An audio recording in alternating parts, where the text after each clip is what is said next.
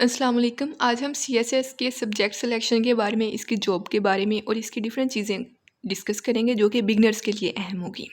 अगर आप इसमें बिगनर नहीं हैं, अगर आपको इसके बारे में कुछ मालूम है, ऑलरेडी बहुत ज़्यादा मालूम है, तो आपके लिए ये वीडियो नहीं है, ये जस्ट बिगनर्स के लिए। सो स्टार्ट करते हैं। सबसे पहले इसमें जो जॉब ग्रुप्स होते हैं, आपको 17 स्केल की जॉब मिलती है सीएसएस के एग्जामिनेशन के बाद। इसमें टोटल 12 ग्रुप्स होते हैं। एक कमर्स एंड ट्रेड का ग्रुप होता है। ये जो 12 ग्रुप्स हैं ना, ये आपने 2 दफ़ा सेलेक्ट करने होते हैं।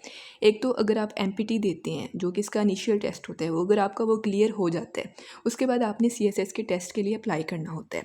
तो उसमें आपको एक ऑप्शन मिलता है इनको इनलिस्ट करने का, कि आपने इनको रैंकिंग देनी होती है 1 2 3 4 5 6। तो रैंकिंग के हिसाब से आपको पता चलेगा आपने कौन से ग्रुप में आगे रखना है। फिर आपके मार्क्स की बुनियाद पे, आपके साइकोलॉजिकल टेस्ट की बुनियाद पे आपको उस ग्रुप में जाके पोजीशन मिलेगी। उसके बाद आपको एक और मौका भी मिलता है, जब आपने टेस्ट क्लियर कर लिया होता है तो इंटरव्यू से पहले भी आपको एक चांस मिलता है। तो वैसे ये टोटल 12 ग्रुप्स हैं। कमर्स एंड ट्रेड ग्रुप्स है, कस्टम और एक्साइज ग्रुप है, डिस्ट्रिक्ट मैनेजमेंट ग्रुप है, foreign service, income tax information group, military and land group, office management और Pakistan audit and account service, police service, postal group और railway. इसमें police service और जो foreign group है ना, ये ज़्यादा लोग चूज़ करते हैं क्योंकि ये ज़्यादा अट्रैक्टिव है। इसके अलावा इसके जो पार्ट्स होते हैं इस एग्ज़ामिनेशन के, सबसे पहले आपने अगर अपनी डिग्री कर ली है तो आपने एमपीटी देना होता है। ये एक टेस्ट होता है जो कि एमसीक्यूज़ बेस्ड टेस्ट होता है। 200 मार्क्स होते हैं इसके।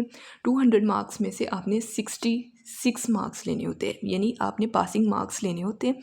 अगर आप 66 मार्क्स लेते हैं, आप पास हो जाते हैं। फिर एक लिस्ट लगती है, अगर उस लिस्ट में आपका नेम है तो आप नेक्स्ट रिटन टेस्ट के लिए अप्लाई कर सकते हैं। ये बिल्कुल पीपीएससी के 1 पेपर की तरह होता है, लेकिन इसका डिफ़िकल्टी लेवल थोड़ा ज़्यादा होता है। लाइक अगर हम 24 के टेस्ट की बात करें तो उसमें 10,000 कैंडिडेट्स फेल हो गए थे, यानी टोटल 40,000 ने अप्लाई किया था, 30,000 पास हो गए थे, 10,000 फेल हो गए थे। यानी आप इसको इतना ज़्यादा लाइट भी नहीं ले सकते, लेकिन ये इतना ज़्यादा मुश्किल भी नहीं होता कि 30,000 पास भी तो हुए हैं, लेकिन 66 मार्क्स लेना होते हैं आपको।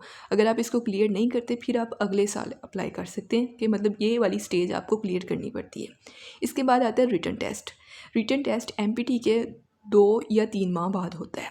इसमें 1200 मार्क्स का आपका पेपर होते हैं, 12 पेपर होते हैं, और 12 पेपर जो होते हैं उनमें आपको एटलीस्ट पासिंग मार्क्स हर सब्जेक्ट में लेने पड़ते हैं। अगर कंपलसरी सब्जेक्ट की बात करें तो आपको 40 मार्क्स लेने पड़ते हैं। अगर आप ऑप्शनल सब्जेक्ट की बात करें तो 33% मार्क्स लेने पड़ते हैं, यानी 33 मार्क्स लेने पड़ते हैं। लेकिन दोनों 600 और 600 के होते हैं।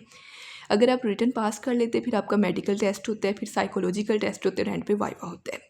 मेडिकल टेस्ट इसलिए किया जाता है, लाइक अगर आप में कोई डिसेबिलिटी है या कोई भी इशू है, तो आपको अपॉइंट करने से पहले देखा जाए कि आप उस ग्रुप में जहाँ जाना चाहते हैं वहाँ उसके अहल भी हैं कि नहीं हैं।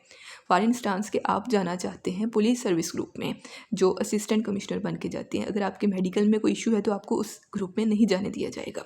इसी तरह साइकोलॉजिकल टेस्ट भी इसीलिए होता है, और उसके बाद वाइवा टेस्ट होता है, जो कि आपका डिसाइड करता है कि फ़ाइनल मार्क्स आपके कितने हैं। रिटन टेस्ट में आपके 2 तरह के सब्जेक्ट्स होते हैं। कंपलसरी वो होते हैं जो हर बंदे को पढ़ने ही पड़ते हैं। अभी रिसेंटली जो एक क्लस्टर स्कीम आई है, उसके अकॉर्डिंग कुछ चेंजेस आई हैं, लेकिन अभी वो इम्प्लीमेंट नहीं हुई। तो अभी यही चल रहा है कि कंपलसरी और ऑप्शनल।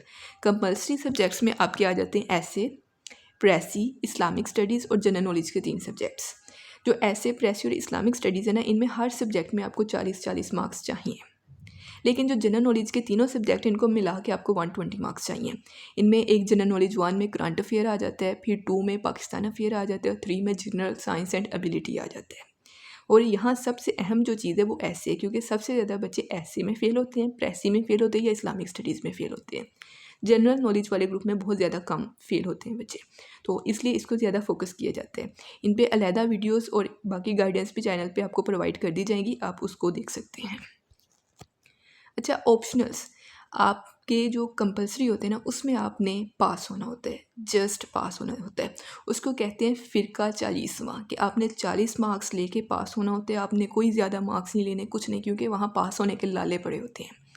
लेकिन ऑप्शनल वो सब्जेक्ट होते हैं जो आपको पसंद होते हैं, और इनमें से ही आपको मार्क्स आते हैं, इन्हीं की बुनियाद पर डिसाइड होते हैं आप कौन से ग्रुप में जा रहे हैं। इसलिए इनको बहुत वाइजली सिलेक्ट किया जाता है, और ये बहुत ज़्यादा अहम होते हैं। 600 मार्क्स के ऑप्शनल सेलेक्ट करने पड़ते हैं। लाइक फॉर एग्जांपल अगर आप कोई 200 मार्क्स का एक सब्जेक्ट लेना चाहते हैं तो फिर आप पॉलिटिकल साइंस या इंटरनेशनल रिलेशन दोनों में से एक ले सकते हैं। ये दोनों सब्जेक्ट 200 मार्क्स के हैं। इसके अलावा पंजाबी है, अगर आप लैंग्वेज लेके जाना चाहते हैं पंजाबी, पंजाब वाले पश्तो, सिंधी, इस तरह लैंग्वेजेस को लेके जा सकते हैं। जेंडर स्टडीज़ या इन्वायरमेंटल साइंस भी है कि इन दोनों में से कोई एक चूज़ कर सकते हैं। इसके अलावा और भी इस ग्रुप में है लेकिन ज़्यादा ये वाले चूज़ होते हैं। British history, European history, US history, इस तरह हिस्ट्री में भी आप एक चूज़ कर सकते हैं। इंटरनेशनल लॉ, इस तरह के एक सब्जेक्ट कर सकते हैं।